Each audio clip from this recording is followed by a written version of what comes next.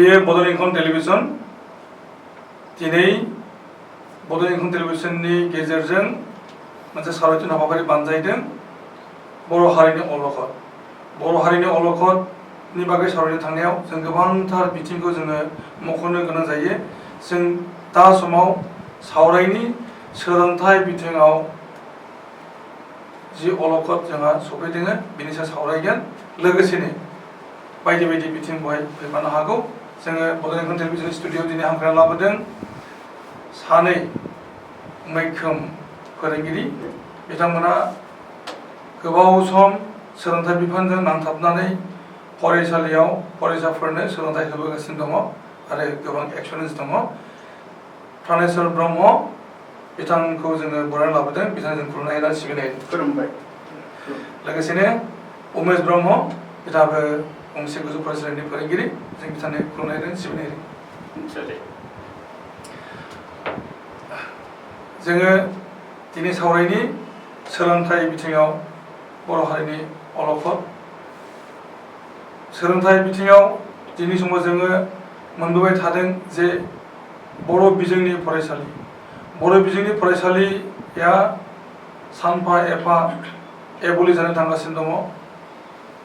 बिलुप्त जानो थांगासिनो दङ। जाहोना जाबाय एनरलमेन्ट। बेनि फरायसाफोरनि बिबाङा बाङायगासिनो दङ आरो थोजासे फरायसाफोर गैयिनि थाखाय गोबां फरायसालिफोरा थुंगेनाय लामायाव फैदों आरो गोबां फरायसालिफोरखौ बन्द' खालामनायबो जाबाय। जों दिनै सावरायनि सोलोंथाइ बिथिङाव जों माबोरै सांग्रां जालायनो बेनि सायाव प्रानेश्वर ब्रह्म बिथाङा गबर्धना हाइ स्कुलनि फोरोंगिरि। जों बिथांजों सावरायनि गिबियाव नोंथाङा गबर्धना हाइ स्कुलनि फोरोंगिरि। नोंथाङा फरायसाफोरखौहाय जे सोलोंथाइ होबोगासिनो दङ, नोंथाङा जि समनिफ्राय फोरोंगिरिनि हाबा मावजेनदों आरो दिनै समसिमनि रोंगौथि बेखौ नोंथाङा बुंनानै लाबो। खुलुमबाय गिबियावनो। दा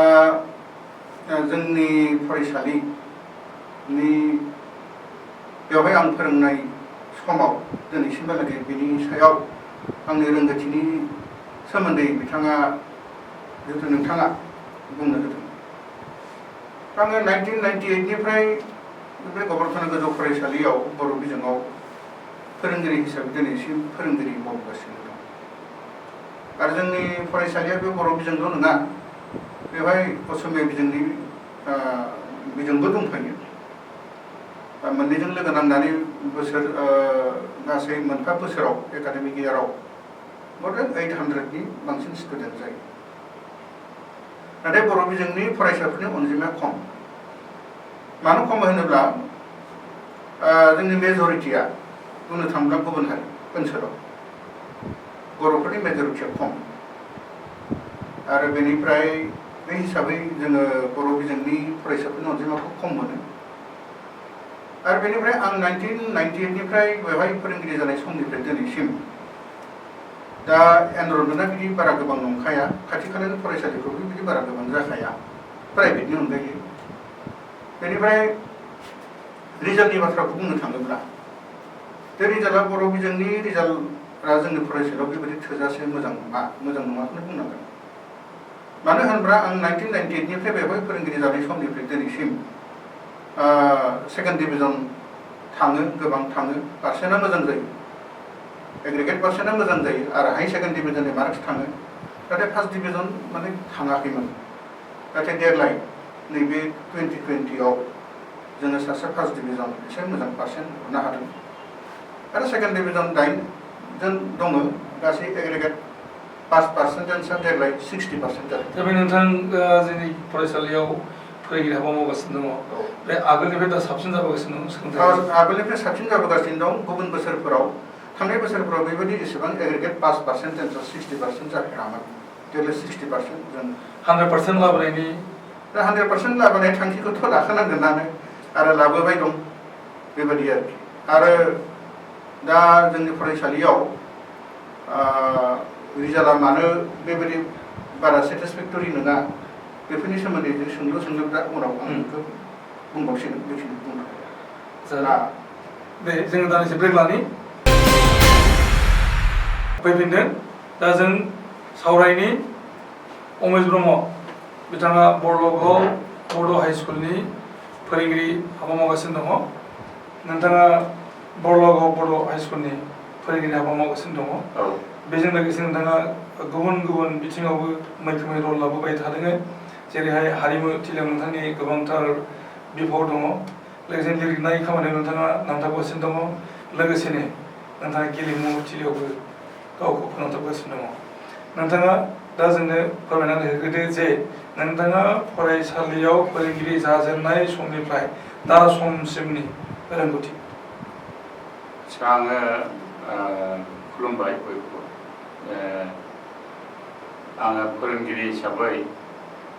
हाबा मावजेननाया माने 2001 मायथाइयाव आङो बिजनि गार्ल्स हाइ स्कुलाव फोरोंगिरि हिसाबै जयेन जादोंमोन बेनिफ्राय 2010 मायथाइयाव आङो बिजनि गार्ल्स हाइ स्कुलनिफ्राय दा बरलगाव बड' गोजौ फरायसालि बेवहाय ट्रेन्सफार लानानै थांबाय आरो दासान्दि आङो बे बरलगाव बड' गोजौ फरायसालियावनो खामानि मावगासिनो दङ फोरोंगिरि हिसाबै फोरोंगिरि मावनायनि अनगायैबो आङो नोंथां रायखांनाय बायदिनो गुबुन गुबुन आफादफोरजों लोब्बा थायो दासान्दि आङो बड' राइटार्स एकाडेमियावबो नेहाथारिनि बिबान लानानै खामानि मावगासिनो दङ लोगोसे बिजनि डिस्ट्रिक्ट स्पर्ट्स एस'सिएशननि लेङाइ आफादगिरि महरैबो आङो हाबा मावगासिनो दङ आरो बेनि अनगायैबो हारिमु थिलियाव गोनां जायोब्लानो गुबुन गुबुन हारिमु हाबाफारिफ्राव आङो जाज महरै एबा आलासि महरै बाहागो लानानै गुबुन गुबुन हारिमु हाबाफारिखौ हेफाजाब होगासिनो दङ आरो बेनि अनगायैबो आङो मोनसे समाव NGOनिबो सक्रिय मावथिमोन दासान्दि साख्रि मावनायखाय आङो बे बिथिंखौ खमायनो गोनांथि जानानै फैदों दा बेखायनो आङो NGOआव एक्टिभलि रल लानो जाया जिखिजाया आङो नुनो मोनदों जे बरलगाव बड' हाइ स्कुलाव आं जे समनिफ्राय जयेन जादों बै समाव आरो बिनि आगोलनि समफ्रावबो जोंनि बरलगाव बड' हाइ स्कुलनि रिजाल्टआ गाज्रि नङामोन मोजाङानोमोन बबेखानि फार्स्ट डिभिजन थांनायनि बेलायाव माने सासे सानै एबा साथाम बेफोरबायदि थांनाय मोनबाय थाबोदोंमोन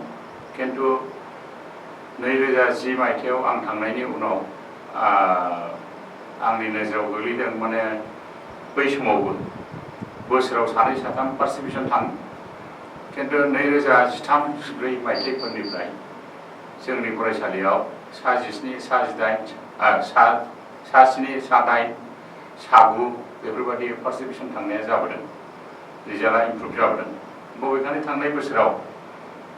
आरो खमायनानै सानैल' फार्स्ट डिभिजन थांफिनदों दा देग्लायनि रिजाल्टआ माने पार्सेन्टेजआ गोबां बारायदों नाथाय फार्स्ट डिभिजननि नाम्बारा एसे सेटिसफेक्टरि नङा साथाम जादों बर' मिडियामाव आरो एसामिसाव सासे दा जोंनि स्कुलनि रिजाल्टआ गाज्रि जानायनि माने पार्सेन्टेजआ एसे गाहायाव थानायनि मोनसे आरो जाहोन दङ जोङो माने टेस्ट परिखायाव छात्रफोरखौ लाखिनाय जाया फरायसालियाव जेसेबां फरायसा थायो क्लास 10आव बिसोरखौ गासैखौबो टेस्टआव फेल खालामालासिनो आनजाद होनो खाबु होजोबनाय जायो साफा सानै एंगारनो हाथारि मानसिफोरखौ फेल खालामनाय बादै जोङो गासैखौबो परिखा होनो खाबु होनायखायनो जोंनि अभारअल पार्सेन्टेजआ एसे खम जायो दासान्दि 2011 मायथाइनिफ्राय थांनाय 6 जन जोंनि मेट्रिक रिजाल्ट होबाय बै समसिमनि रिजाल्टनि एभारेजआ माबायदि जेनेबा 2011 मायथाइनिफ्राय जागायजेननानै थांनाय 6 जुन खालिसिमनि रिजाल्टनि रुजुनाय 10 बोसोर बिनि रुजुनाया माबायदि जेनेबा आगोल समनि रिजाल्ट दा समनि रिजाल्ट प्राय बेलेन्सआवनो थायो माने एखमबा 50% एखमबा 55% एखमबा बिदिनो 50%नि गाहायाव माने बांद्राय गाज्रिबो जायाखै आरो बांद्राय गोजौआवबो थाङाखै बिदिनो 50% एभारेजाव थाबाय थानाय बेबायदि मोनदाङो। 10%नि सिमांखौ मालाबा लाबोनो हाया? 10%खौ जोङो बेबायदि सिमांखौ लालायनो हायाखै माने बेवहाय गोबां बिथिं दङ जे जोंनि फरायसाफोरनि गार्जेनफोरनि जि भट बेबो गोजोनथाव नङा। जोंनि फरायसालिनि जायफोर फोरोंगिरिफोर बिथांमोननि खामानिफ्राबो माने थोजासे डायनामिक नुनो मोना आरो फरायसाफ्राबो बेबादिनो मार्जिनेल आरो एभारेज स्टुडेन्टफ्रानो बांसिन बुंनो थाङोबा कनसियास गार्जेननि फरायसाफ्रा जोंनि स्कुलाव एसे खमानो दं। बबेखानि जोंनि स्कुलाव कनसियास गार्जेननि फरायसाफ्राबो दङ माखासे, नाथाय जि सासे सानै कनसियास गार्जेनफोरनि गथ'फ्रा गुबुनाव थाङो बिसोर खिन्थु फ्राय मोजाङानो बाहेरायाव थाङो, प्राइभेट स्कुलफ्राव थाङो। एनरलमेन्टनि क्राइसिस जादों ना नोंथांनि स्कुलाव? जोंनि फरायसालिखिनियाव एनरलमेन्टनि क्राइसिसा जायाखै, नाथाय जोंनि फरायसालिनि जायफोर फिडार स्कुलफोर माने फिडारानो होनजागोन जोंनि फरायसालियाव जायफोर एलपि स्कुलनिफ्राय फरायसाफोर फैयो दा बै एलपि स्कुलफ्राव गंफा गंनै एलपि स्कुलाव एनरलमेन्टनि क्राइसिसखौ जानाय खोनानो मोन्दों। दा देग्लाय जोंनियावबो क्लास 6आव गुबुन गुबुन फरायसालिनिफ्राय एलपि स्कुलनिफ्राय बारग'नानै फैनाय गथ'फ्रा गामाखालि बोसोरनिख्रुइ एसे खमसिन जादों। दा जों नोंथांनो समाव नोंथांनो दा जोङो दान्दिसे ब्रेक लानि फैफिनदों। प्रफेसर ब्रह्म, नोंथांनि फरायसालिनि जेनाखि पार्सेन्टेज पास जानायनि बिबां बेयो 100% सहैयाखै, नोंथाङा दहाय बुंखादों। जाहोनखौ नोंथाङा मा बुंनो नागिरो? जाहोनाथ' दा दहाय जोंहा बिथां उमेश ब्रह्म दा बिथाङा जेरैबायदि बुंदों जे एखे नंद्रायाब्लाबो जोंनावबो बेबादिनो माने जाहोनफोरा बेबादिनो। आरो आं सानो जे गोबां बर' मिडियामनि ओनसोल लायै ओनसोल नंद्रायाब्लाबो बांसिनानो जाहोनफोरा बेफोरनो। दा पार्टिकुलारलि जोंनि फरायसालियाव जाहोनखौ बुंथारनो थाङोब्ला स्पेसियेलि दा जोङो जोंनि रिजाल्टखौ लानानै जोंनि फरायसालियाव जोङो सेटिसफेक्टरि माब्लाबाबो नङा। जोङो गोबां नाजाबोगासिनो दङ आरो जोंथ' बा आंबो बुंनो हागौ बा रायजोफ्राबो बुंनो हागौ नुयो जोंनि ओनसोलखिनियाव जेसेबांखिनि फरायसालिफोर दं जोंनि फरायसालियाव खिन्थु जोङो प्राय दिनै खमैनो 10 बोसोर हमनानै गोबां क्लास खालामो, माने 7 पिरियड 8 पिरियड खालामो। दैलि जों बेबायदिखौ क्लास खालामबोदों, स्ट्रिक्टलि खालामबोदों। अब्लाबो नाथाय जोंनि रिजाल्टआ बेबायदि नङा। नाथाय एसामिस मिडियाम दं, बे एसामिस मिडियामनि रिजाल्टआ जोबोद मोजां जायो। नोंथांनि फरायसालिया बिटिसिआव गोग्लैयो? बे बिटिसिआव गोलैया। जों बियो 1993आव जितु बिएससि एकर्ड जादोंमोन, बे बिएससि एकर्ड जानाय समावबो फरायसालिया बिएससिआव दङमोन। आरो बेयाव फरायनाय जेसेबां बर' बिजोंनि गामिफोर दं फरायसाफोरनि, बे गामिफ्राबो बिएससिआव गोग्लैयोमोन। नाथाय 2003आव जितु बिटिसि एकर्ड जादों बेवहाय बे फरायसालियाबो गैया आरो माखासे गामियाबो माने बे फरायसालियाव फरायनाय माखासे फरायसाफोरनि गामिफोराबो बेयाव गोग्लैया। नाथाय बांसिनानो जोंनि फरायसालियाव फरायनाय बर' बिजोङाव फरायनाय बर' फरायसाफोरनि गामिफ्रा बांसिनानो नाथाय बिटिसि दानि बिटिसिआव गोग्लैनाय। नाथाय अब्लाबो बे जोंनि फरायसालिनि रिजाल्टआ एसामिस मिडियामनि तुलनायाव कम्पेरिटिभलि जों सेटिसफेक्टरि नङाखौनो बुंनांगोन। बेनि जाहोनफोरा जाहैबाय जे से नाम्बाराव जाबाय जोंनि बर' बिजोङाव जोंनि फरायसालियाव बर' फोरोंगिरिनि आंखाल। माने टिचार स्टुडेन्ट रेसिय' हिसाबै जेसेखिनि जानांगौ, जेसेखिनि बर' फोरोंगिरि थानांगौ, बे हिसाबै बर' फोरोंगिरि गैया। एज फर एग्जाम्पल बेसेबांबा बोसोर जों फरायनाय समनिफ्रायनो आं बे फरायसालियावनो फरायनाय, बै समनिफ्रायनो माने बिएससि टिचार गैया। आरो बिएससि टिचारा कन्ट्राक्चुअल टिचार होनाय समनिफ्राय फैबाय, सासे लेडिस टिचार फैदों। आरो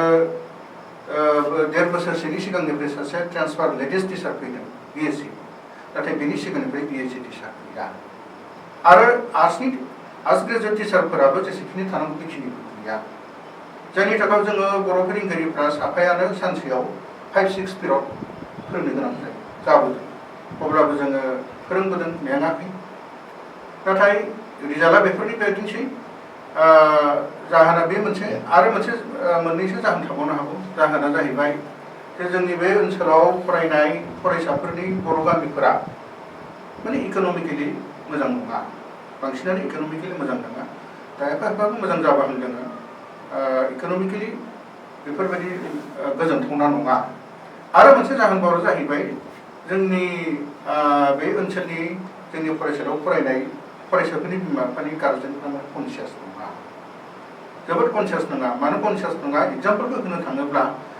ओरै बुंनो हायो जों गार्जेन मिटिं लिङो एसामिस मिडियामनि गार्जेनफ्रा लोब फैयो नाथाय बर' मिडियामनि गार्जेनफ्रा मोनफा क्लासाव सासेबो गैया जायो साफा सानैल' फैयो जों बोसोराव खननै खनथाम गार्जेन मिटिं लिङो बेनोथ' फोरमान बे गार्जेन कनसियास नङाब्ला जों मा खालामगोन जोंथ' फोरोंगिरिया 8 घन्टा सम हमनानै ला क्लासाव फोरोंदों जों स्ट्रिक्ट भिजिलेन्स खालामदों नाथाय बेनिख्रुइ बांसिन समाथ' फरायसाफोरथ' न'आवसो थायो दा न'आव माबोरै फरायदों माबोरै दं मा अबस्थायाव दं बेफोरखौथ' दिन्थिनाया नायथिंनायाथ' बिमा बिफानि खामानि आरो मोनसे नायबाव जेरै बैसागोनि बन्द फुजानि बन्द जेब्ला खुलिगोन जोंनि बर' बिजोंनि फरायसाफोरखौ मोनफा क्लासाव 0 एटेन्डेन्सआ 0 बबेबा मोनसे क्लासाव मोनफा मोननै क्लासाव साफा सानै फैयो लासै बाङै फैजोबनो थाखाय सप्तासे 10 दिन नांगौ नाथाय गुबुन बिजोंनि एसामिस मिडियामनि फरायसाफ्रा फरायसालिया बन्द थानानै खुलिनाय लोगो लोगोनो 50% more than 50% एटेन्डेन्स जायो दा बिदिब्ला जोङो बुंनो हायो जे गार्जेन कनसियासनि क्रिटिकल हयथ' जानो हागौ आरो बेनिफ्राय फारसेथिं गार्जेन कनसियास नङा नालाय स्टुडेन्टफ्राबो मटिभेटेड नङा माने डेडिकेटेड नङा आरो टिचारनि आंखाल जाहैबाय आरो फारसेथिं मा खालामदों जोंनि फरायसालियाव खाथि खाला गभर्नमेन्ट स्कुलबो दं दा बे गभर्नमेन्ट स्कुलनि बर' बिजोंनि रिजाल्टफ्राबो बेबायदिनो मोजां नङा बेबायदिनो एखे लेभेल मथा-मथि एसे एनै बबेबा माने इमबेलेन्स जायो आरो जाहोना जाहैबाय मा खाथियाव जोंहा मोनसे प्राइभेट स्कुल दं दा जादों मा जे जोंनि गार्जेनफ्रा जायफ्रा एसे कनसियास दं बा कनसियास नङैबो दं बिथांमोना बै उन्दैनिफ्राय एसे मोजां फरायसाफोरखौ प्राइभेट स्कुलाव हरो आरो जायफोरा बारा मोजां नङा एभारेज लेभेलनि फरायसाफोर बा ल' लेभेलनि फरायसाफोर बेफोरखौ जोंनि माने गभर्नमेन्ट स्कुलफ्राव लाबोयो दा जोंनि फरायसालियावथ' क्लास 6निफ्राय क्लास 10सिम दं गथिखे क्लास 6निफ्राय क्लास 10सिम जुदि दङब्ला बै क्लास 6नियावनो एडमिसनखौनो बिथांमोना माने बारा मोजां नङि फरायसाफोरखौ जोङो एडमिसनखौ होफैयो आरो मोजां फरायसाफोरखौ बासिख्ल'नानै प्राइभेट स्कुलाव हरो दा प्राइभेट स्कुला आजिखालिथ' खाथि खाला जेरावबो जाबाय दा नै बरपेटा रडआवबो इउएन एकाडेमि दं बेफोरबायदि खाथि खालाफ्राव होयो जायनि थाखाय जोङो क्लास 6निफ्राय बारा मोजां नङै फरायसाफोरखौ जेसेबां जुजिब्लाबो क्लास 10सिम फाहामनो गोब्राब जायो मानो होनब्ला जों बयबो मिथिगौ जे गाज्रि फरायसाखौ फाहामनो जोबोद गोब्राब आरो मोजांखा फरायसाफोरखौ फाहामनो जोबोद गोरलै दा बेनि गेजेराव एक्सेप्सनेलि थायो साफा सानै नाथाय जुदि गाज्रिजों गाज्रि जुदि ज' लोगो नाङोब्ला मोनसे जायगायाव मोनसे इनस्टिटिउसनाव मोनसे फरायसालियाव एसे मोजाङाबो गाज्रिफोरजों थाफानो गाज्रि आरो जुदि मोजांजों मोजां बांसिन जुदि मोजां जायोब्ला सोरबा गाज्रियाबो मोजां जाफायो नाथाय जुदि गाज्रिनि अनजिमायानो जुदि बांसिनब्ला एसे मोजाङाबो गाज्रि जाफायो बे बाथ्रायाबोथ' जों बयबो मिथिगौ बे बाथ्राया सैथो दा बेफोर बिथिंनिफ्रायनो हमनानै हयथ' जोंनि फरायसालियाव रिजाल्टआ बेफोरबायदि गोजोनथावना नङै जानायनि जाहोना बेबायदि होननानै जोङो सानदों आरो मोन्दांथि मोनदों बबेखानि दा एसे फरायसाफ्रा एसे माने डेडिकेट जाबोनो हमदों बेखौबो नङा होनना बुंनांगोन नाथाय जेसेखिनि जानांगौ बे नङा दासो जास्ट माने मोनसे प्रसेसआव फैहांनाय बायदिखौ मोनदों आरो आच्छा लकडाउननि समाव नोंथांनि फरायसालिनि सोलोंथाया बा फोरोंनाय हाबाया माबोरै सोलिबाय थादों जेरावनाखि माने कर'ना भाइरासनि थाखाय मुलुगनाङै गिख्रंथावनाय थासारि आरो भारतआव बे कर'ना भाइरासनि थाखायनो लकडाउन फोसावनाय जादों बबेखानि थांनाय 1 जुन थारिखनिफ्राय बे आनलक 1आ जुरिदों आरो बे आनलकआ फैयै फैयै माब्ला जोबहैगोन एबा फरायसालिखौ माब्ला खुलिगोन बुंनो हानाय जायाखै दा समाव नोंथांनि फरायसालियाव नोंथांनि हालामाव बे सोलोंथाइ हाबाफारिया मा रोखोम जाबाय थादों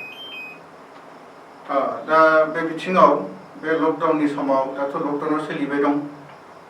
दा बे बिथिङाव जिहेतु गभर्नमेन्टआ जेरावबो माने लकडाउनखौ माने होदों आरो लकडाउननि गेजेराव गभर्नमेन्टफोरा एडुकेसन डिपार्टमेन्टआ टिचारफोरखौ अनलाइन क्लास खालामनो होदों वाट्सएप ग्रुप खुलिनो होदों टिचार स्टुडेन्ट बेनिफ्राय बिदिनो अनलाइन क्लासआव नांथाबनो होदों दा थिग बेबायदि हिसाबैनो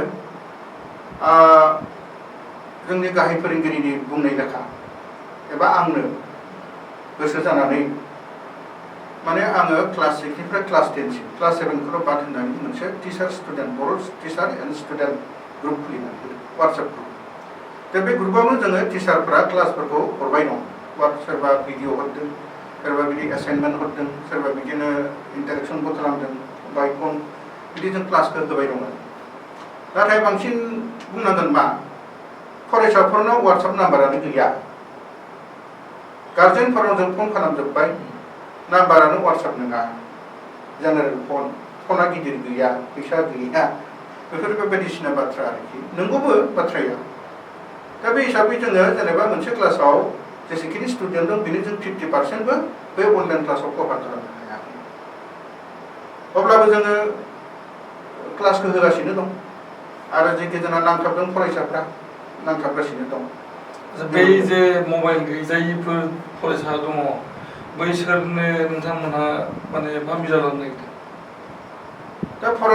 जायफोर फरायसाफोरनाव न'खराव बिदि वाट्सएप मबाइल गिदिर गैया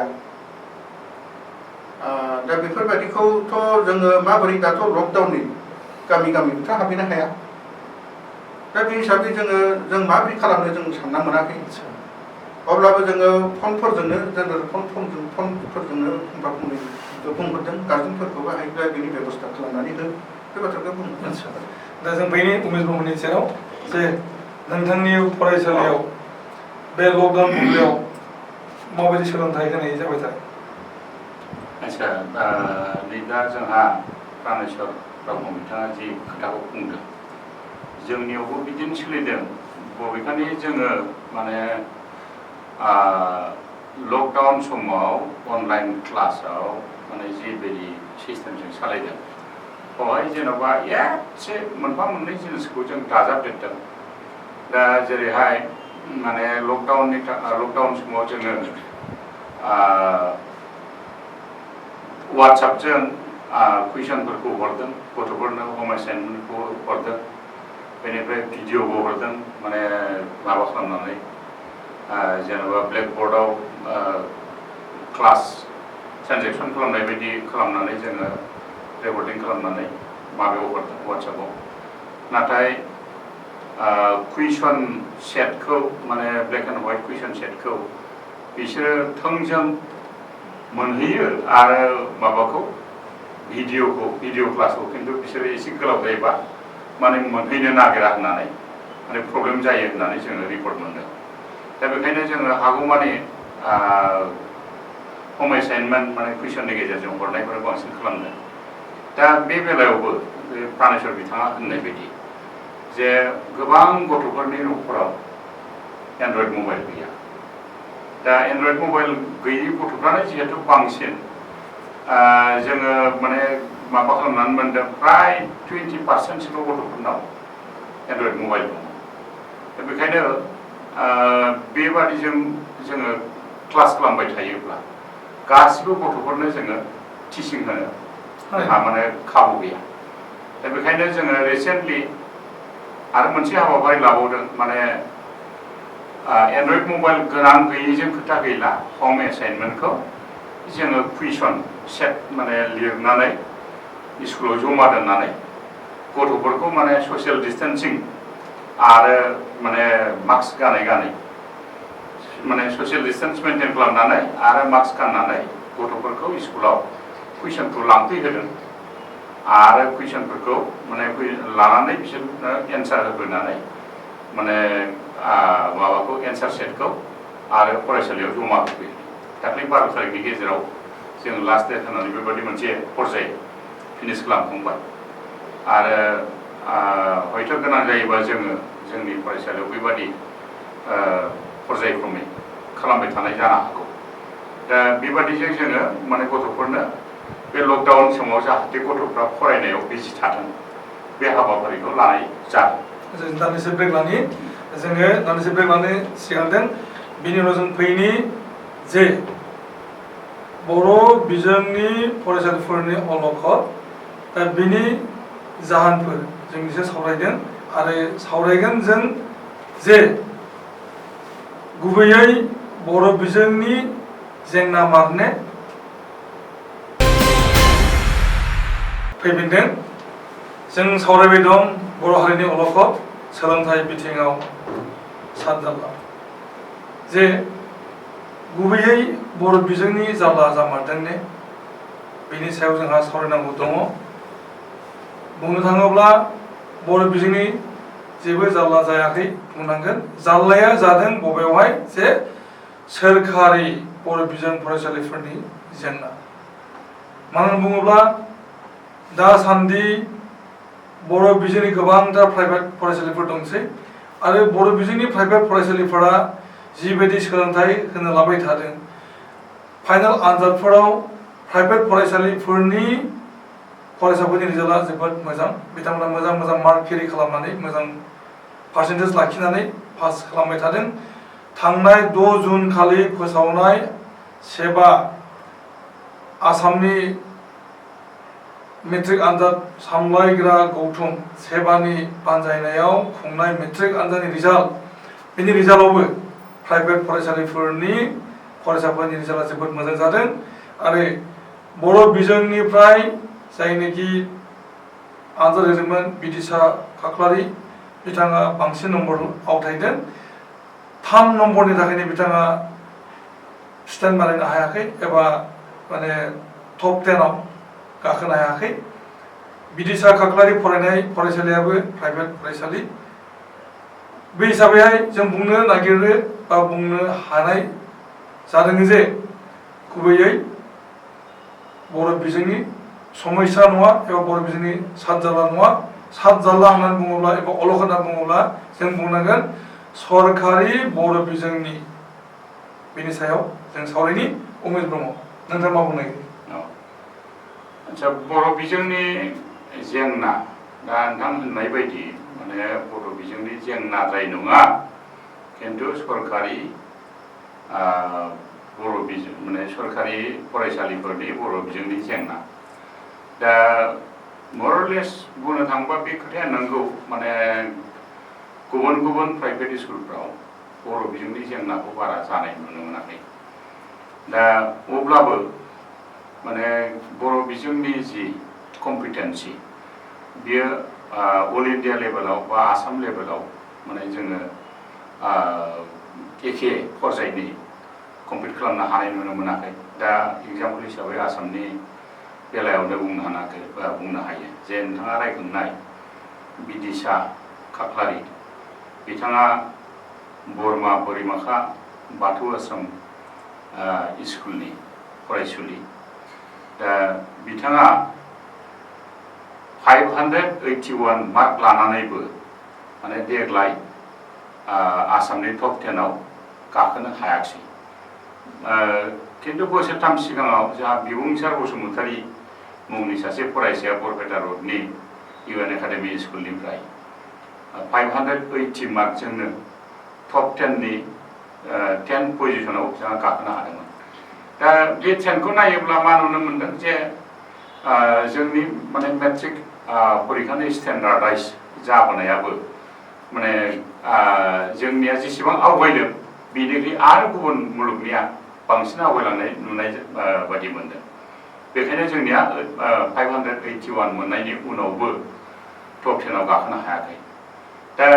बे जाहैबाय माने ओभारअल बर' बिजोंनिनो माने गुबुनजों बादि फेर मारिनो हानाय पर्यायाव जों सफैनो हायाखै दा जोंनि जेंनाया जेन'बा सरकारि स्कुलफ्राव बांसिन जानाय नुनो मोनदों सरकारि स्कुलाव माने जे क्वालिटी एडुकेशन होननानै मानसिफ्रा बुङो बे क्वालिटी एडुकेशनखौ दासिम बारा नुनो मोनाखै देग्लायबो जोङो मोनसे नोजोर गोलैदों जे कमल कुमार ब्रह्म माने मुङै जि बान्था फोसावनाय जादों 3 बोसोरनिफ्राय बे बान्थाखौ होगासिनो दङ बावहायबो देग्लाय माने प्राइभेट स्कुलनि फरायसाफोरनि पारफरमेन्सआनो साबसिन दा बाथौ आश्रम हाई स्कुलफोर आरो UN एकाडेमी हाई स्कुलफोर गुरुदेव कालीचरण ब्रह्म हाई स्कुलफोर दा बिदिनो गुबुन गुबुन प्राइभेट स्कुलफोरनिफ्रायनो बे मोनजि पोजिशनाव प्राय प्राइभेट स्कुलनिफ्रायनो मोननाय नुनो मोनदों दा जोंनि चिरां डिस्ट्रिक्टआवबो बेबादि टप 10 आव जेन'बा चिरां डिस्ट्रिक्टनि बर' मिडियामाव बयनिख्रुइ साबसिन पोजिशन मोननाया जाहैबाय रुनिखाता UN एकाडेमी आरो जोंनाव बिजनियाव बड'सा एकाडेमीनिफ्राय माने चिरां डिस्ट्रिक्टनि नैथि मोनदों बिबुंसार गोरा मिथिसार गोरा बसुमतारी दा बिथाङाबो बड'सा एकाडेमीनि दा बे माने बेफोरखौ नायोब्ला जोंनि बिजनियावबो बा चिरां डिस्ट्रिक्टआवबो प्राइभेट स्कुलनि रिजाल्टआनो बुंनो थांबा साबसिन आरो बिजनिनि जि माने टप 10 बावहायबो माने मिथिसार गोरा बसुमतारियानो सेथि पोजिशनाव फैनो हादों आरो गभर्नमेन्ट स्कुलनिफ्रायबो बिजनिनि टप 10 आव हाबदों नैथि पोजिशना माने दक्षिण बिजनि हाई स्कुलनिफ्राय बेनिफ्राय UN एकाडेमीनि आरो बलांगुरि UN एकाडेमीनि बिसिनिफ्रायबो देग्लाय पोजिशन लाफिननायखौ नायनानै गभर्नमेन्ट स्कुलनिफ्राय हाबदोंबाबो साफा सानैल' आं बुंनो नागिरदों बेखायनो जे जिहेतु प्राइभेट फरायसालिफोरनि रिजाल्टआ जोबोद मोजां सरकारि फरायसालिफोरनि रिजाल्टआ मोजां नङा नोंथाङा दहाय बुंखाबाय जे 50-60% माने थाबथानानै थाबाय थादों नोंथांनि फोरोंनाय फरायसालिनि मेट्रिक आनजादनि रिजाल्टआ आरो बिथाङाबो बुंदों जे बे एखे खोथाखौनो बुंदों जे माने 50-60 बे पार्सेन्टआवनो बिथांमोनाबो माने थाबथाबाय थानानै दङ आरो बेजों लोगोसेनो बिथांनि हालामनि गासै फरायसालिफोरनि हालोदा बेबायदि आरो साखाथियावनो थानाय मोनसे JSP प्राइभेट फरायसालिनिफ्राय रिजाल्टआ खिन्थु मोजां बेबो बर' मिडियाम दा बे हिसाबैहाय माने जोङो मोनदांदों बा जों नुबाय थाबाय जे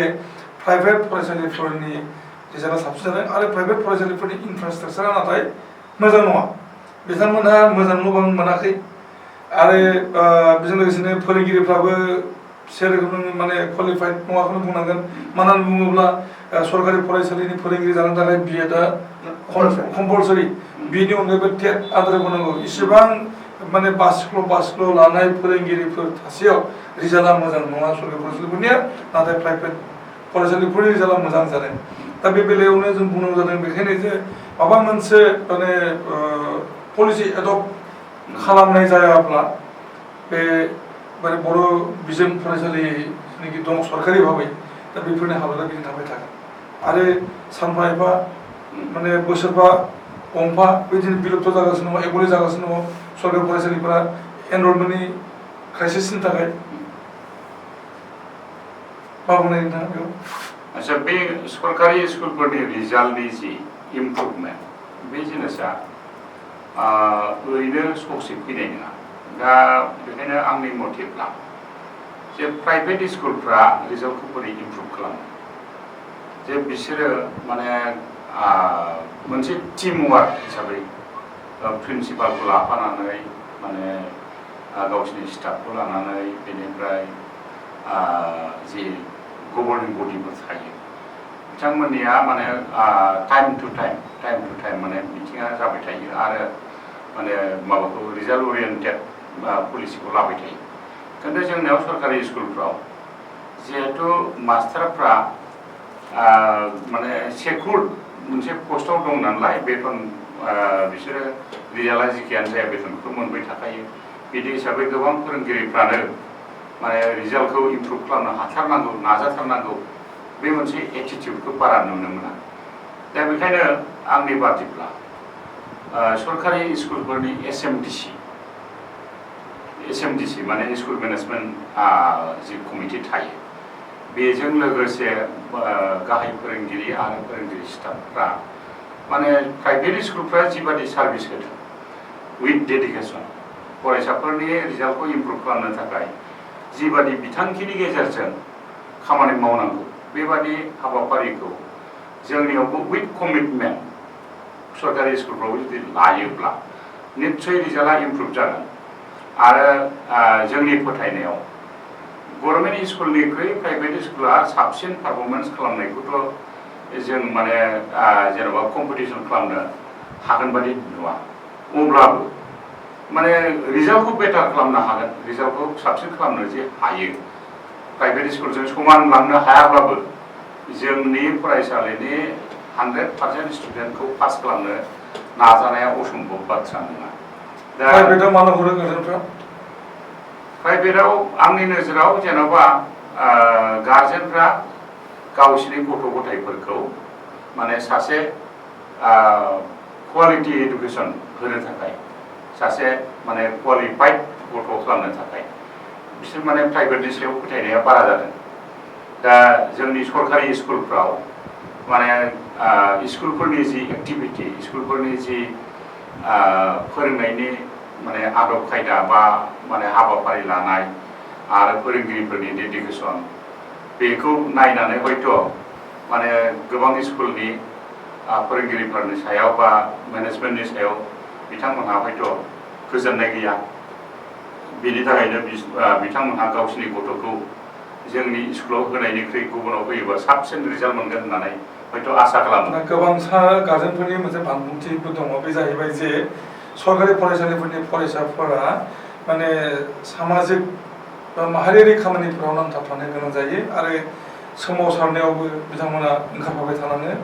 नाथाय प्राइभेट फरायसालिफोरनि फरायसाफोरा फरायसालिनि सिङावनो थानानै फरायसालिनि सिङावनो थानाय बिथांमोना फरायनायनि खामानिखौ बा फरायनाय हाबाखौ मावबाय थानो गोनां जायो बा बिथांमोना बाहेरा जगतजों एबा बाहेरानि जोंनि एनभाइरनमेन्ट सोमावसारनायानो जा एबा ससियेल एक्टिभिटि बेफोराव बिथांमोना बा बै गथ'फोरा नांथाबनांगौ जाहैदों जायनि थाखाय माने प्राइभेट फरायसालिनि फरायसाफ्रा फरायनायावल' नांथाबबाय थाबाय नाथाय सरकारि फरायसालिफोरनि फरायसाफ्रा माने सोमावसारनायावबो ओंखारनो गोनां जादों आरो माबा माबि समाजनि खामानियावबो ओंखारनो गोनां जादों बेफोर खारनाव माने फरायनाया माने साइड जाबाय थादों दा जायनि थाखाय रिजाल्टआ मोजां जायाखै बे अजदखौ लाबोयो जेरावनाखि दुलाराय बर' फरायसा आफाद 1987 मायथाइनिफ्राय सोमावसारनाय हाबाफारि लादों बड'लेण्डनि थाखाय राजखान्थिनि दाबि लानानै दा बे बड'लेण्ड सोमावसारनाया 1987 मायथाइनिफ्राय जागायजेनदों आरो थांनाय 27 जानुवारि खालिसो बेखौ बिटिआर सुक्ति जाफैनायनि उनाव बे आन्दलनखौ दुलाराय बर' फरायसा आफादा जोब्बाय होननानै फोजोबनाय जादों आरो बै समनिफ्रायसो दा फरायसाफोरा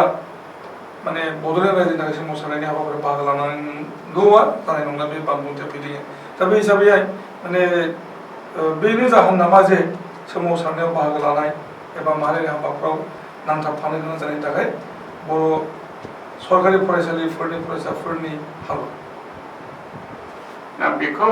जेन'बा अस्वीकार खालामद्रायथावा जे माने सरकारि स्कुलफोरनि गथ'फ्रा गुबुन गुबुन सोमावसारनायनि हाबाफारि एबा माहारियारि हाबाफारिफ्राव बाहागो लानाया नंगौ बाहागो लायो प्राइभेट स्कुलफ्राव गथ'फ्रा जे थांबाय माने स्कुल मेनेजमेन्टनि आन्दाराव बिसोरो स्ट्राक्चार मोनसे हाबाफारिनि गेजेराव थानांगौ जायो दा बेवहाय माने प्राइभेट स्कुलनि गथ'फोरनि फरायनायनि खाबुआ एसे बांसिन जायो दा बबेखानि गभर्नमेन्ट स्कुलाव हरनाय गार्जेनफ्राबो बिसोरबो जुदि मोनसे स्ट्राक्चार सिस्टेमजों गावसोरनि गथ'फोरखौ फरायनाय बिथिङाव जुदि माने गोसो होहोनो थाखाय जथाब होनो थाखाय बिसोरबो जुदि माने गावसोरनि गथ'फोरखौ मोनसे स्ट्राक्चार प्रग्रामनि गेजेरजों खामानि मावहोनानै एबा स्टाडि खालामहोनानै गथ'फोरखौ बिदिनो बायदि रोखोम हाबाफारिफ्राव गुबुन गुबुन माने सोमावसारनाय हाबाफारिफ्राव जेसेबां हायो थांनायखौ माने थांनो खाबु होआजासे जाहाथे फरायनायाव बांसिन गोसो होनो गार्जेनफ्रा बाध्य खालामो गथ'फोरखौ बेबादि बिथिंखौ खालामोब्ला हयथ' सरकारि स्कुलनि रिजाल्टआबो इमप्रुभ जागोन आरो गथ'फ्रा फरायनायाव बांसिन नांथाबगोन दा गथ'फ्रा आन्दलनाव बाहागो लानाय एबा गुबुन गुबुन हाबाफारियाव बाहागो लानाय बेखौ माने फोरोंगिरि एबा गार्जेन एबा फरायसा बिसोर गावसोरनो एसे सांग्रां जायोब्ला बेफोरनि सोमोन्दै एवारनेस प्रग्राम जोंनि गेजेरावबो जोंनि फरायसालिफ्रावबो लाबोबाय थायोब्ला होमब्लाना हयथ' माने सरकारि स्कुलफोरनि गथ'फोरनि फरायनायाबो हयथ' साबसिन जानो हागौ खिन्थु बेनो बाथ्राया जे गार्जेनफ्रानो जा फोरोंगिरिफ्रानो जा फरायसाफोरानो जा मोनसे स्ट्राक्चार हाबाफारिनि गेजेरजों जोङो फरायसासो ओरैबादि मोनसे मेन्टेलिटिजों फरायनो आवगायोब्ला सरकारि स्कुलावबो निस्सय रिजाल्टआ इमप्रुभ जागोन। प्राणजोब ब्रह्म नोंथाङा बुंनो नागिरो जे गार्जेनफोरा प्राइभेट फरायसालियाव गावसोरनि खुदियाफोरखौ हरगासिनो दङ जायनि थाखाय सरकारि फरायसालिफोरा एनरलमेन्टनि क्राइसिसआव गोग्लैदों आरो बेबायदिनो एनरलमेन्टनि क्राइसिस जानानै गोबांथार फरायसालिफोरा एबुलेट जानायनि लामायाव थांगासिनो दङ आरो बोसोरफा गंफा बेबायदिनो जोबलांगासिनो बर' बिजोंनि फरायसालि बा सरकारि जानाय फरायसालिफोरा नोंथाङा मा मोनदांदों? बाथ्रायाथ' नंगौ जे गोबां सरकारि बर' बिजोंनि फरायसालिफोरा एबुलेट जानायनि लामायाव मानो होनब्ला एनरलमेन्ट गैया एनरलमेन्टआ खमायलांगासिनो दं ओरैनोब्लाबो बर' बिजोङाव फरायनायनि एनरलमेन्टआ खम जालांदों फारसेथिं आरो माने बर' सरकारि फरायसालियाव फरायनाय एनरलमेन्टआ बांसिन खम जालांदों दा बाथ्राया जादों मा जे कनसियास गार्जेनफ्रा प्राइभेट फरायसालियाव हरो दहायनो बुंखालांबाय मानो होनोब्ला बिथांमोना उन्दैनिफ्राय गथ'फोरखौ सिनायखायो बबे मोजां जागोन बबे गाज्रि जागोन गतिके मोजांखौ मोजांसिन खालामनो थाखाय फैसा एसे गारनानैब्लाबो प्राइभेटाव हरो आरो फारसेथिं एसे गाज्रिखौ बे फैसा गारब्लाबो प्राइभेटाव हरब्लाबो हामखानाय नङा गतिके बेखौ मानो फैसा गारनो होननानै गभर्नमेन्ट फरायसालियाव मोनसे खोथा दङ मोनसे इन्टारप्सन जे नैबेबो दङ जे प्राइभेट फरायसालिफोरनिफ्राय गामि गामि थांनानै स्टुडेन्ट अपारेसन खालामनाय जायो गथ'फोर अपारेसन खालामनाय जायो आरो बे गथ'फोरखौ बिथांमोना बुजाय आजाय खालामनानै गार्जेनखौ बुजाय आजाय खालामनानै गावसोरनि माने फरायसालियाव माने मुं थिसनहोनो थाखाय प्रेसाराइज खालामनाय जायो बा रिक्रुट खालामनाय जायो दा बेफोर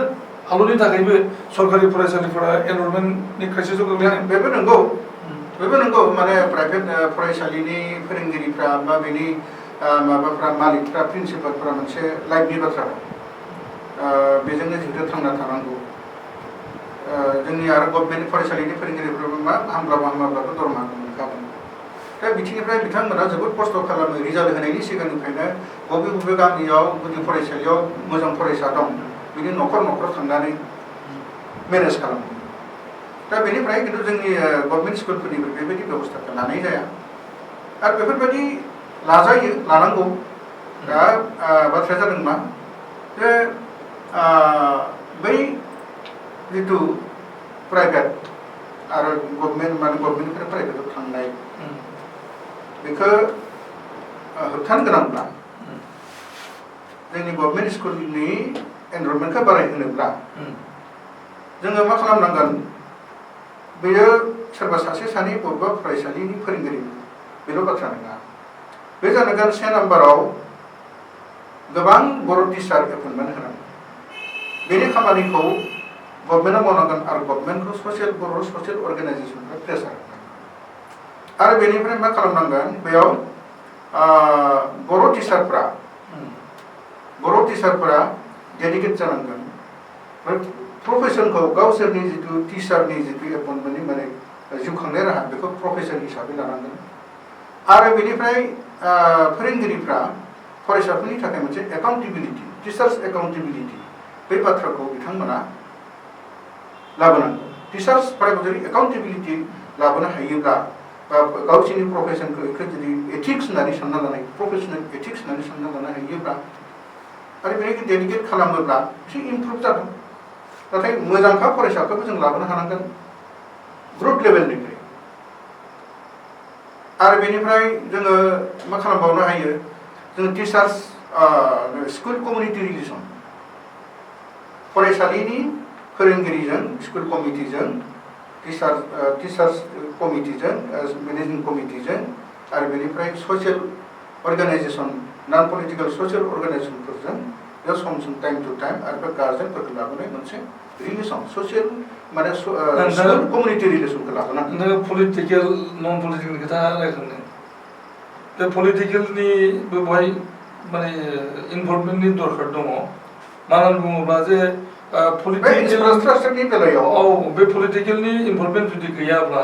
बे फरायसालिखौ बा सोलोंथाइ बिफानखौ फोथांनायाव पसिबल जानाय नङा ना बेखौ पलिटिकेलि गभर्नमेन्टआ जिहेतु पलिटिकेलाव थायो जिहेतु गभर्नमेन्टआथ' मोनसे स्कुल गभर्नमेन्ट स्कुलखौ फोथांना लाखिनायाथ' बिथांमोनाथ' मोनसे रेसपन्सिबिलिटि दं बे हिसाबै बे बिथांमोना पलिटिकेल बे हिसाबै जों गुबुन साइडआव हाबनि दे एनरलमेन्ट क्राइसिस होननाय माने जोंहा माने बर'फोरा सुबुं सानखोआबो बाङाय जागासिनो दङ जे जोंनि बिमा बिफाया गथ'खौ बाङाय खांगासिनो दङ बेनि थाखायबो जा गथ'फ्रा थोजासे गैलिया नाथाय गोबांथार फरायसालि फसंनाय जाहैबाय भेन्सार स्कुल फसंनाय जादों साख्रि मोननायनि थागिदा होनो थाखाय आरो प्राइभेट फरायसालिफोर फसंनाय जाहैबाय गोबांथार दा बै हिसाबै सेलाय बेलाय थासारि बर' बिजोंनि थाखाय दा समावहाय जोंहा माने सरकारियानो जा एबा प्राइभेटआनो जा एबा भेन्सार सेलाय बेलाय फरायसाफोरखौ लानानै माने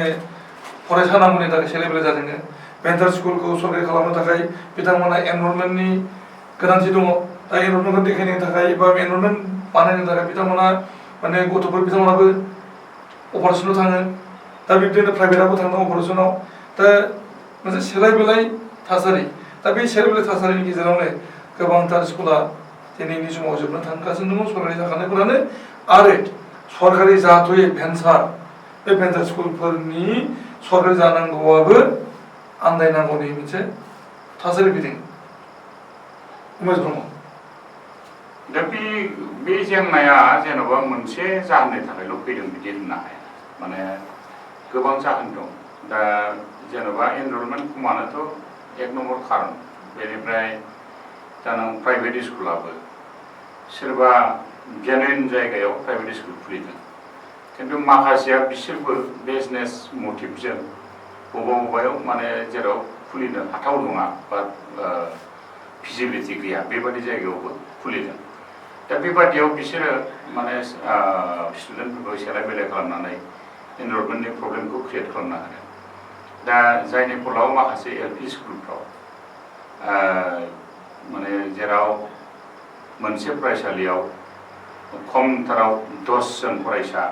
थाथारनांगौ होननानै जोंना आसामनि एडुकेसन मिनिस्टारा एनाउन्स खालामदों आरो रिसेन्टलि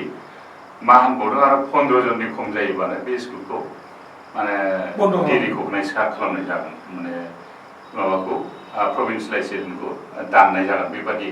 मोनसे माबा होदों हुमखि होदों दा बेबादि प्रब्लेम जानायनि आसल खारना बे गामिफोरनिफ्राय जि लिमिटेड गथ'फोर दङ जेराव गथ'फ्रा मोनफ्रोमबो न'खराव दा गोदोनि तुलनायाव बुरजा गथ'फोर गैया माने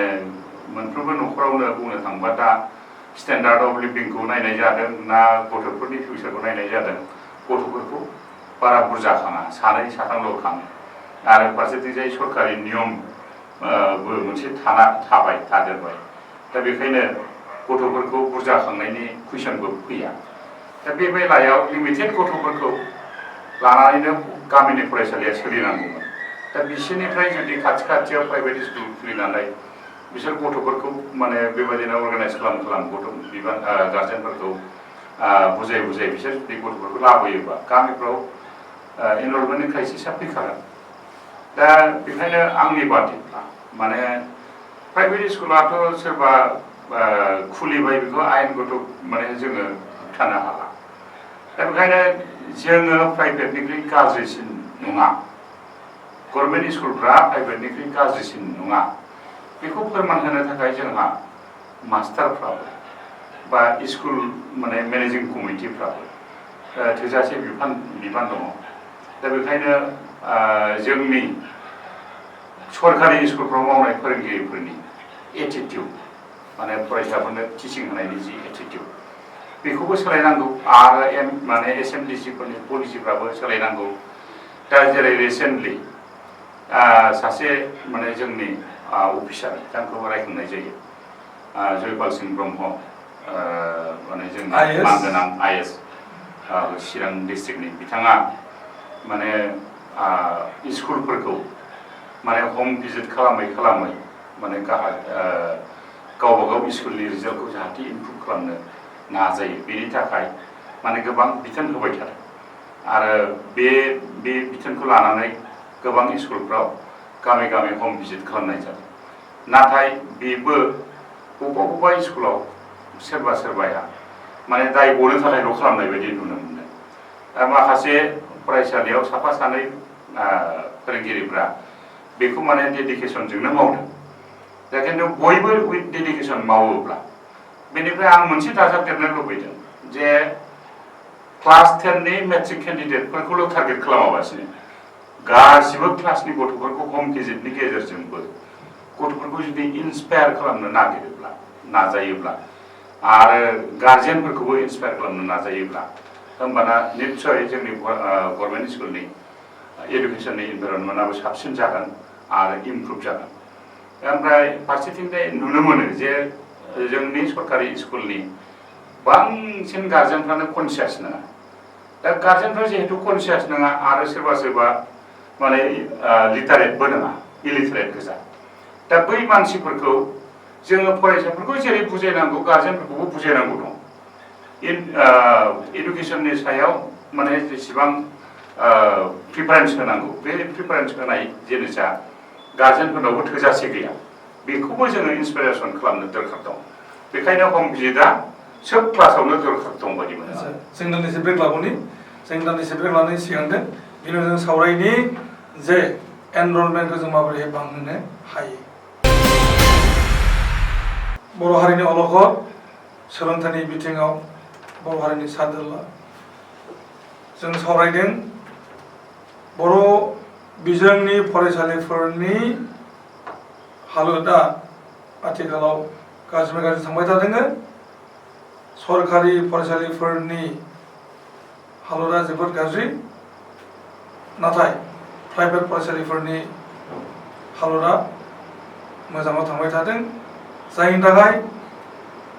गार्जेनफोरा एबा बिमा बिफाया गावसोरनि गथ'फोरखौ प्राइभेट फरायसालिनि फारसे मोखां जाहोगासिनो दङ। दा बे बेलायावहाय गोबांथार बानबुंथि सफैदों, गोबांसाया गोबां बानबुंथि होदों जे जोंनि बर' हारियाव फेमिलि प्लेनिं एबा न'खर बेंनायनि थाखाय गथ' खांनायनि हारखौ बाङायहोनाय जादों। बे बिथोनखौबो बानबुंथियाव लाबोनाय जादों। लोगोसेनो गोबांसा सेंग्रा सिख्लाया हाबा लायालासे गावसोरनि हाबा लानायनि बैसोखौ बाबेनहोदों, बेबायदि अजदबो लाबोनाय जादों। गोबांथार नायनो मोजां सिख्लाफोरा आदुंगारि जादों आरो गोबांथार हौवाफोरा सेंग्राफोरा हाबा लायालासिनो बोरायनायनि बुब्लियाव सफैदों। बेबायदि थासारि जायनि थाखाय बर' हारिनि सोलोंथाइनि बिथिंजों लोगोसेनो डेम'ग्राफियाबो सानफा एफा बाङायगासिनो दङ, गुस्लायगासिनो दङ। प्रानेश्वर ब्रह्म, नोंथाङा मा बुंनो नागिरो? बेथ' दा जों नुनायाव खोनानायाव बाथ्राया नंगौ जे गोबां आथिखालनि सेंग्रा सिख्लाफ्रा हाबा लायालासिनो सम एंगार होनाया नुदों, नोजोराव गोग्लैयो। नाथाय बिदि होननानै आं सानो मा जे जिखिनिया जायाखै बा माबा मोनसे पार्सनेल माबा थानो हागौ, इन्डिभिजुवेलनि खोथा इकोनमिकेलि बा इडुकेसनेलि बा मोनसे बेकग्राउन्ड बा इन्डिभिजुवेल माबा मोनसे थानो हागौ बा लाथ'वाखैबो जानो हागौ सोरबा एसे समखौ बांसिन थांगोन बे सासे सानैखौ नुनानै जोंनि उननिफ्रा जेनेरेसनफ्रा सेंग्रा सिख्लाफोर सोलोंनांगौ फल' खालामनांगौ बेथ' बाथ्रा नङा आरो बेनि थाखाय बयबो जोङो समाजाव सिनसियार जायोब्ला एसे बेनि एवारनेस लाबोयोब्ला फिउचार जेनेरेसननि थाखाय पपुलेसननि थाखाय बेनि एवारनेसखौ लाबोयोब्ला हयथ' बे खमायलांगोन माबायदि लानांगोन एवारनेस एवारनेसआ हयथ' बेखौ जोङो बे एवारनेस मिथिं बायदिसिना गथ'खांनांगौ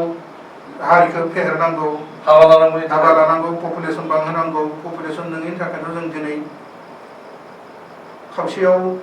आद्रा जानानै दं गुबुन बिथिंनिफ्राय आदसा आंनि नोजोराव माने बियो मोनसे इभुलुसनारि मेटार जोंनि हारिनि गेजेराव बा जोंनि हारिल' नङा बिसेसकै मुस्लिम सम्प्रदायनि बादै गुबुन गुबुन सम्प्रदायफोरनि गेजेराव हारिफोरनि गेजेराव दा गथ'खांनायनि प्रबणताया टेन्डेन्सिया खमायबोदों सानै साथामनि बारा गथ'खांनो नाङा दा बे जिनिसा इभुलुसनजोंसो फैदों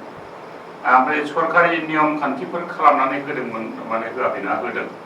75आव जेब्लानाखि इन्दिरा गान्धीनि आमोलाव माने बे सानैल' गथ' खांनांगौ होननानै फेमिलि प्लेनिंनि जि मोनसे बिथांखि लादों दा बै समनिफ्राय माने मानसिफ्रा बेखौ सोरबा सोरबा वेलकामबो खालामदों जेनेबा अर्गानाइज खालामाखैबाबो माने बांद्राय गथ' लानाया थिग नङा होननानै गाव गावबो मोनसे माने बिसासाव आयेनानो जाबाय आयेनानो दं दा बेनि उनाव आयेनाबो जेनेबा आयेनखौबो मानिनांबाय खिन्थु गोसो सिंजोंबो सोरबा सोरबाया बे जिनिसखौ मोजां मोनदों मोजां मोननानै बिदिनि गेजेरजोंनो दा लिमिटेड गथ' खांनाया मोनसे इभालुएसनजों फैदों इभलुसन बियो माने बे मुगा सोलायनायनिनो मोनसे हाबाफारि दा बेखायनो जोङो एनरलमेन्ट मेरला नांगौ होननानै बा पलिटिक्सआव जोङो बबेबा इलेक्सनाव देरहानांगौ होननानै गथ' ज्राव ज्राव खांफिननांगौ होनबा जों दा माने बियो हरसेजों हरनैजों सोलायब्रबजानाय जिनिस नङा दा बेखायनो जोंनि समाजाव दरखार होननानै मने खालामोब्ला साब्रै साबा गथ' खांनांगौ होननानै सानोबा बेबो मोनसे इभलुसननि गेजेरजोंसो फैफिनदों आरो बेखौ जोङो समाजाव माने ओरैबायदि फोथायनो हागानांगोन जे साब्रै साबा गथ' खांनायासो साबसिन दा गमामायै आंनि बेक्तिगत नोजोरावथ' माने सासे सानैल' खांनाया एसे खमद्रायखा आं बिदि मोनदांखायो दा जों गोबां न'खरखौ नुनो मोनबाय जे सोरहाबा गथ'आ सानै दंमोन सासेया हौवा सासे हिनजाव सोरनाबा एसे माबा जाबाय गथ'आ माने सेंग्रा देरनानै एसे डिलिंकुवेन्ट जाबाय सोरनाबा एक्सिडेन्टआव दब थैना होबाय फिसायानो गैला बे रोखोमनि गोबां जेंना गोनां न'खर दं दा बेफोरखौ नायोबा गथ'खौ सासे सानैल' खांनाया एसे खमद्राय जाखायो दा बेखायनो आंनि मथेब्ला साथाम साब्रै खांनाया गोदोनिफ्रायनो बेयो जुक्तिसंगतखा नाथाय आयेननि बाथ्रा थाबाय आयेन दानो आयेन जुदि बानायनाय जादों जे सानैनि गथ' बारा खाङोब्ला गभर्नमेन्टनि सुबिदा मोननाय नङा बेखौ बुंनाय जादों इभेन पलिटिक्सआवबो इलेक्सनाव सानैनि बारा खांनाय माने गथ' माने खांनाय बिमा बिफाया पलिटिक्सआव आगान होनो हानाय नङा माने एमएलए एमपि दानो मोननाय नङा ना बे आयेनाथ' दासो फैदों बे माने आगोलाव फेमिलि प्लेनिंजों लोगोसे समान समान फैयाखै नै रिसेन्ट फैदों आरो आयेना जाहैबाय माने गभर्नमेन्टजों गायसनजानाय मोनसे जिनिस जेराव गभर्नमेन्टआव मोनथाम माने दालाय थायो एक्जिकिउटिभ लेजिस्लेटिभ जुडिसियारि दा जेलानाखि जोंना माने सरकारा पार्लामेन्टआव एबा एसेम्ब्लियाव आयेनखौ पास खालामनानैसो बियो माने बाहायजायो दा होमब्ला जों जुदि वान डे अर सामडे जोंनि माने न'खराव गथ' गथायफ्रा साथाम साब्रै थानाया गाहाम होननानै माने बयबो जुदि फोथायोबा होमबा बे आयेनखौ माने दा गथ' सानैनि बारा खांनायानो दायनिगिरि बे आयेनखौ जोङो बोखारफिननोबो हायो बेथ' सिफायजायै जिनिस नङा मानोना बियो एसेमब्लियाव आयेनखौ रायलायनायनि गेजेरजों गायसनफिनबानो जायो गथ' सानै साथाम एबा बुरजाथार खांब्लानो जे बर' बिजोंनि समयसा जोबगोन बेखौ बोरै बुंनो हायो बेखौ बुंनो हाया माने बर' बिजोंनि समयसाया आं दहायनो होनदों जे बियो मोनसेल' जेंनानिफ्राय फैयाखै बेहाय माने गोबां बिथिंनिफ्राय बर' बिजोङाव जेंना फैयो दा फोरोंगिरिनि कमिटमेन्ट आरो डेडिकेसननि खोथा फरायसाफोरनि माने गावसोरनि एम्स इन लाइफ एबा गोल सेटिं बिनि सर्टेजनि खोथा गार्जेनफोरनि न'खर माने सामलायनायनि मेनेजमेन्ट केपासिटिनि खोथा गोबां खोथा दङ आरो जेराव माने एडुकेसन सिस्टेमा मा माने एडुकेसन सिस्टेमाव मोननै दिगा बिराद गिदिर मोनसे फेक्टर होननानै जोङो माने फरायसालिनि फोरोंगिरिफोरनि ट्रेनिंखौ मोनबोदों जे हेरिडिटारि आरो इनभाइरनमेन्ट दा नोङो बंसगत माखासे मानसिफ्रा माने जायफोर लेखा फरायो बंसगत एसे गोरों जायो सोरबाया आरो माखासेया मा जायो बंसगत बिस्रा टेलेन्ट गैयाबाबो जेलानाखि इनभाइरनमेन्ट मोनो होमब्लाबो मानसिया माने गोबां लेखा गोरों जायो दा बेखायनो जोङो इनभाइरनमेन्टखौथ' गायसननो हायो जों बंसखौ गायसननो हाया दे इनभाइरनमेन्टखौथ' गायसननो हायो दा इनभाइरनमेन्टखौबो जों जुदि बानायना होनो हायोब्ला बर' बिजोङाव माने जेंनाया दा जेसेबां जेंना दं बेखौ गासिबो लाथिख' खालामनो हागोन होननानै आङो गोख्रोङै बुंनो लुबैयाखै होमबाबो खमायनोथ' हागोन जों दान्दिसे ब्रेक लाबावनि जों दान्दिसे ब्रेक लानो सिगांदों ब्रेकनि उनाव जों फैगोन जों सावरायगोन जे बर' हारिनि गेजेराव गोबांथार आदुंगारि गोबांथार हाबा जायै सेंग्रायैनो बोरायनाय हालोद फैदों दा बेफोरबो बर' बिजोंखौ जारला खालामदों होननानै बुंनाय गोबांसानि अजद जों बेनि सायाव सावरायो जों दा दान्दिसे ब्रेक लादों जों सावरायनि जे बर' हारिनि गेजेराव गोबांथार आदुंगारि दंसै हाबा जायालासेनो बुरै गोमाबाय गोबांसा हाबा जानाय समाव हाबा लायाखिसै बोराय बुरि जाबाय बोरायनायनि माबायाव सफैबाय सिमां सफैबाय आरो भेरि इन्टारेस्टिंलि दिनै बड'लेण्ड एंखं टेलिभिजननि स्टुडिअ'आव बर' हारिनि अलखद सोलोंथाइ बिथिङाव बर'फोरनि सानजारला बे आयदा सावरायनो हांख्रायना लाबोनाय सानै गेदेमा फोरोंगिरि बिथांमोना सानैबो हाबा जायाजासे दङ आरो बिथांमोना आजिरा मोननो बारा गोबाव गैलिया 3-4 बोसोर उनाव बिथांमोना आजिरा मोननायनि लामायाव थांगासिनो दङ जोङो सावरायनि आंनिया 3-4 बोसोर गैया गोबाव दं अब्लाबो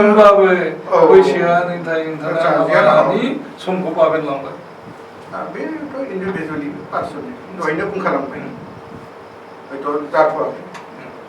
बा जागोन आच्छा दा बाथ्रा जादों मा जों नोंथांनि कुइसना जादों मा जे एनरलमेन्ट आरो पपुलेसन जोङो माने बर'फ्रा पपुलेसन खम आरो पपुलेसन बांहोनांगौ मिडियामखौ बासायनो नङा होमबा बेबायदि अजद फैदों गोबांसानिफ्राय आरो बेखायनो हाबा जायिफ्रा थाब थाब हाबा जानांगौ पपुलेसनखौ बांहोनांगौ गोबांसानि बानबुंथि बेथ' दा नंगौ बाथ्राया पपुलेसनखौ जोंनो नांगौ इडुकेसननि बेलायावबो नांगौ माने हारिखौ सेफ होनो थाखायबो नांगौ आइडेन्टिफिकेसन होनो थाखायबो नांगौ बा पलिटिकेलनि थाखायबो नांगौ जोङो दिनै मा हास्थायदों जोंनि मेजर मोनसे गुबै जेंनाया मा जों दिनैसिम दफे स्टेज बाय स्टेज फैगासिनो दं नाथाय जोङो मोनसे माबायाव सौहैयाखै जों मा नागिरदों बर'फ्रा बेनि गुबै माने पपुलेसन बुंनो थाङोब्ला गथे पपुलेसनखौ नांगौ नाथाय बाथ्राया जादों मा जे इडुकेसनाव पपुलेसन बांसिन थाब्लाबो गाज्रि जानो हागौ खम थाब्लाबो गाज्रि जानो हागौ जुदि मोनथाम बिथिङा मोजां जाया मोनथाम बिथिङाव आं बेखौ बुंदों जोङो आं B.Ed फरायनायाव मोनदों जे इडुकेसन इज ट्रिपोलार सिस्टेम मोनथाम एंगल दं मोनसे एंगला जाहैबाय टिचार मोनसे एंगला जाबाय स्टुडेन्ट आरो मोनसे एंगला जाबाय गार्जेन आरो गार्जेन प्लास ससियेल इन्स्टिटिउसनफोराबो गोलैफायो एनभारनमेन्ट गोलैफायो दा बे मोनथाम एंगला बै मोनथाम जुदि मोजां नङाब्ला इमबेलेन्स जायोब्ला अब्लाना जों इडुकेसनखौ फाहामनो हाया मोनसे ओनसोलनि इडुकेसन मोनसे इन्स्टिटिउसननि फरायसालिनि इडुकेसन बे मोनथाम एंगला थायो गतिके जोङो बे मोनसे फरायसालिनि एबा मोनसे ओनसोलनि बा गासै ओनसोलनि जोङो इडुकेसनखौ फाहामनो थांब्ला बे मोनथाम एंगला मोजां जागोन फोरोंगिरिफ्राबो डेडिकेट जानांगोन टिचार्स एकाउन्टेबिलिटि थानांगोन प्रफेसनेल एथिक्स मानिनांगोन मोनसे बे फिलिंआ फैनांगोन सेक्रिफाइस खालामनांगोन आरो बे टिचार स्टुडेन्टफ्राबो माने फोरोंगिरि हिसाबै लामाना थाबा जानाय नङा फरायनांगोन आरो गार्जेनफ्राबो माने गावसोरनि फरायसाफोरनि थाखाय कनसियास जानांगोन उमेश ब्रह्म बिथाङा मोनसे आर्गुमेन्ट होदों जे जोंनि समाजाव गथ'फोरखौ सानैल' खांनाया थोनायसो नङा बांसिन खांनांगौनि खोथा बुंदों नोंथाङा मा बुंदों नङा बांसिनब्लाबो जुदि जोङो मोनथाम एंगलखौ फाहामनो हायाब्ला जेराव गासिबो गाज्रि जागोन आरो खमब्लाबो खम होननानै जुदि जोङो खमनि गेजेरावनो सानैसो मोजां जागोन होननानै जों जुदि बे मोनथाम एंगलखौ फाहामनो हायाब्ला जों मोजांथ' जानाय नङा मोनसे कुइसनबो फैयो जे गथ'खौ बुरजा खांनायनि गेजेरजों जोङो इक'नमिखौथ' नायनांगोन इक'नमिक्स जोङो गथ' माने एनरलमेन्ट नायनानै फरायसालिनि एनरलमेन्टखौ नायनानै आरो पलिटिक्सनि नायबा डेम'ग्राफिखौ नोजोर होनानै जोङो माने बुरजाथार गथ' खांलाबायोब्ला जोंनि इक'नमिक्सआबोथ' गाज्रि जानो हागौ दा बेखायनो गोबांसे बांबोदों ओरैहाय जे माने हाबा जाथावफोरा हाबा लायोब्लाबो माने बे सानै माने गथ' मोननायनि गेजेरजों गोबांथार संख्याजों बारायनो हागोन ओरैबायदि माखासेफ्रा बांबुंथिनो नागिरो नंगौ बाथ्राया थारमाने जोङो पपुलेसनखौथ' नांनायाथ' नांगौआनो जोंनि बर' हारिनि पपुलेसनखौ नांगौनि माबायाव आं सापर्ट पपुलेसनखौ इनक्रिज खालामनांगौ बेयाव आं सापर्ट दं जोंनि माबा मोनसे फिउचारनि सेफनि थाखाय आरो पपुलेसन बांहोनानै जोङो इडुकेसनखौबो जोङो बिनि क्वालिटिखौ लाबोनो नाजानांगोन नाथाय पपुलेसनखौ बांहोयोब्ला इडुकेसनखौ लाबोनायाव एसे गोब्राब जानो हागौ मानो होनब्ला मोनसे पपुलेसनाव बांसिन माया थायो गाज्रिया थायो मोनसे गामियाव बा मोनसे न'खराव ज्राव फरायसाफोर थायोब्ला मोजाङा बांसिन थागोन ना गाज्रिया बांसिन थागोन गाज्रिया बांसिन थायो गाज्रिया बांसिन थानायनि प्रबाबिलिटिया जाथावनाया बांसिन एक्सिडेन्टलि मोजांसिनबो थानो हागौ जुदि एनभारनमेन्टआ मोजां जाबोयोब्ला नाथाय गाज्रि जानायनि सम्भाबनाया बांसिन आरो इक'नमिकेलिथ' माने हेम्पार गोलैगोन डिग्रेडेसन जाखागोन आरो पपुलेसन थायोब्ला अब्लाबो जोङो बेखौ नायालासिनो जोङो पपुलेसनखौ नांगौ पपुलेसनखौ इनक्रिज खालामनांगोन बाराय होनांगोन बेनि गेजेरजोंनो जोङो इडुकेसनखौबो क्वालिटिखौ लाबोनो नाजानांगोन इक'नमिकेलिखौबो जोङो डेभेलप खालामनो नाजानांगोन पपुलेसन बांदों होननानै इक'नमिकेलि मोनसे न'खरा बा मोनसे समाजा गाज्रि जागोन बेखौबो बुंनो हाया गोबां हादोरफोर दं जेरै चाइना बादिया बेसेबां पपुलेसन नाथाय बिथांमोना दिनै बेसेबां डेभेलप मोनसे एग्जाम्पल दङ जे इंलेण्ड साथार जायगानिफ्राय एसेल'थार सुबुं सानखोनि बै सुबुंफोरा दिनै गासै मुलुगखौनो गासै बुहुमखौनो गावसोरनि आथिङाव दोननायनि केपासिटिया जादों बेबो नंगौ बेयो बै मोनसे समाव बेयो जादोंमोन बे मोनसे समाव बिथांमोना सोलो बोलोआ बारामोन सोलो बोलो गोहो बारामोन गुबुनफ्रा खममोन सोलो बोलोजों जोङो माने आवगायलांनोबो हायो खाबुजोंबो सुबुं सानखोआ बुरजा नङालासिबो जोङो गासैबो जुदि गोरों जाजोबोब्ला हारि हिसाबै थांनानै थानायनि राहायाबो फैगोन क्वालिटि एडुकेसना मानसिखौ क्वालिटि बिपुल खालामदों दा जों जुदि बयबो कम्पिटेन्ट जायोबा होमबाना जोङो बयबो माने खौसेयै मोनसे हारिनि थाखाय डेभेलपमेन्टनि खामानि मावोब्ला होमबाना हारियाथ' दावगानायनि खोथा फैखागोन मोनसे खोथाखौ जेन'बा आङो दहाय होनदों जे पपुलेसना सानैल' खांनाया खमद्राय बेनिख्रुइ बांसिन खांनांगौ दा आं खिन्थु बेखौ बिदि होनदों होननानै आं ज्राव ज्राव गथ' खांनांगौखौ आंबो बुङाखै माने साथाम साब्रैसो थायोब्ला मोजां बा पपुलेसना सानैल'आ खमद्राय जायो आं बेखिनिखौल'सो बुंदों खिन्थु बांद्राय पपुलेसन खांनायनि पक्षपाति आंबो नङा दा ओमफ्राय मोनसे खोथा जादों नोंथाङा दहाय माने फाइनान्सियेल बिथांखौ सोंदों जे माखासे मानसिफ्रा माने हाबा लायाबासिनो थानायनि थाखायबो जोंनाव पपुलेसना खम जादों दा खिन्थु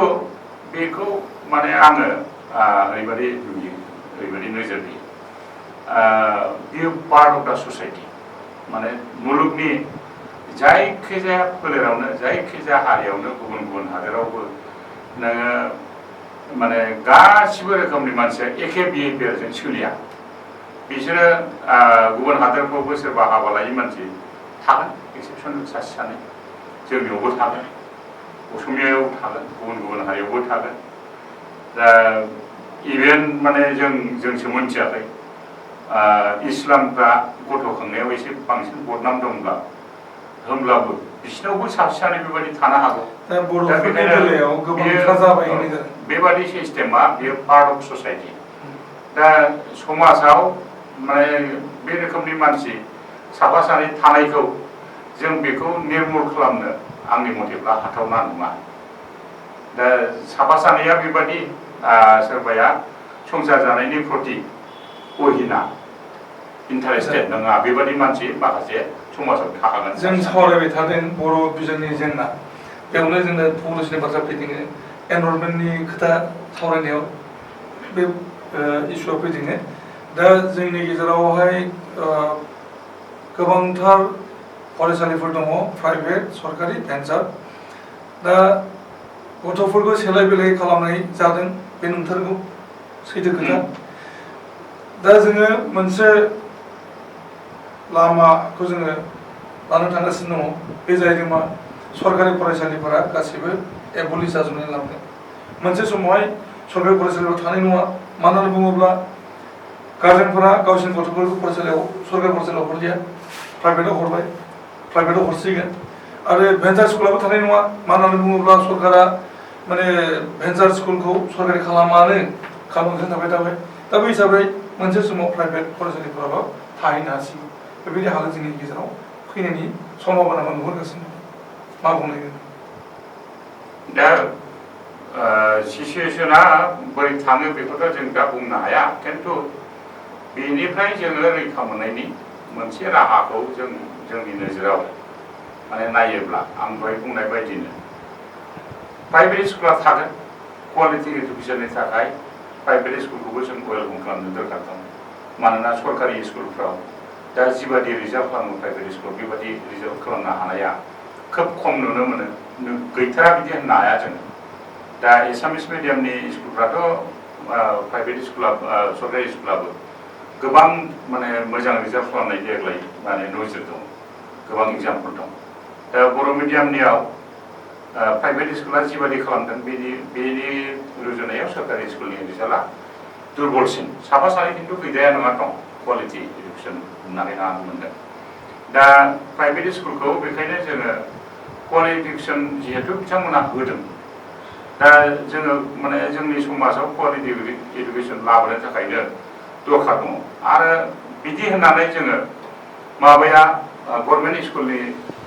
फरायसाफ्रा क्वालिटि गैया होननानै जोङो बेखौ दलर थाबाय थाबाबोथ' जानाय नङा दा बेखायनो सलिडारिटि ओभारअल क्वालिटि लाबोनो थाखाय सरकारि स्कुलनि मास्टारफ्राबो सरकारि स्कुलनि एसएमडिसिफ्राबो फरायसाफ्राबो आरो बेनि माने सराउन्डिं गामिफोरनि समाजफ्राबो बेखौ जथायै नाजाब्ला होमबाना प्राइभेटआबो दावगागोन सरकारियाबो दावगागोन गासिबनिबो क्वालिटिया जुदि डेभेलप जायोबा होमबाना ओभारअल जोंनि स्टुडेन्ट कमिउनिटियानो डेभेलप जागोन ओभारअल स्टुडेन्ट कमिउनिटिया डेभेलप जायोबा जोंनि जाथिनि फिउचारानो ब्राइट जागोन दा बेखायनो गोदान स्किमजों गोदान मोनसे बिथांखिजों जोंनि गभर्नमेन्ट स्कुलनि फरायसालिफ्रा हाबाफारि लानो आवगायनाया गाहाम। आच्छा जोङो गोबांथार सम सावरायनो गोनां दङमोन नाथाय जोङो समा एलाव खालामाखै। दा जोङो बर' बिजोंनि हालोद आरो बे बर' बिजोंनि हालोदानो बर' हारिनि अलखदनि मोनसे आयदा जाना दङ। दा बेनि सायाव सावरायदोङो जोङो उन समाव बांसिनै जों सावरायनायनि खाबु लाबावनि। दा समाव जोंहा गोबांथार सम गैया बेखायनो जोङो दिनै बे सावरायनायखौ थुंगेनो सिगांनाय जादों। साबायखर होदों उमेश ब्रह्म बिथांनो आरो प्रानेश्वर ब्रह्म नोंथांनो। जोङो दिनै सावरायनायखौ बेखिनियावनो थुंगे होबाय। गोजोन्थों, खुलुमबाय। खुलुमबाय।